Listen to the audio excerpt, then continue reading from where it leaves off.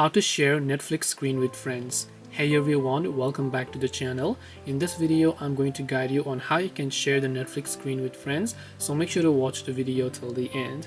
Now to basically share your Netflix screen with friends, now you might want to watch Netflix together with your friends, right? Watching together, they're not together with you, but you want to watch together by just sharing your screen. Now to do this, there is an application that does help you do this, and the name of the app is called Rave.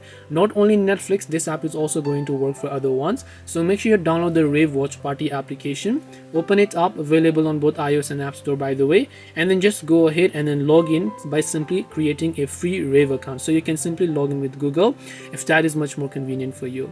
Now after you log in with a Google account, one of the person with whom you want to watch Netflix should also have a Netflix account by the way. So you want to make sure to enable the permission, and then you want to tap the plus button here.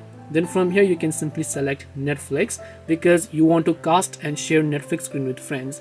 Now from Netflix you have to sign into your Netflix account, and one of you needs to have it, and you need to actually go ahead and then create a party, and then once done your friends will be able to join them. So these are some of the public ones over here, so you can see all of the public ones that people are currently watching together.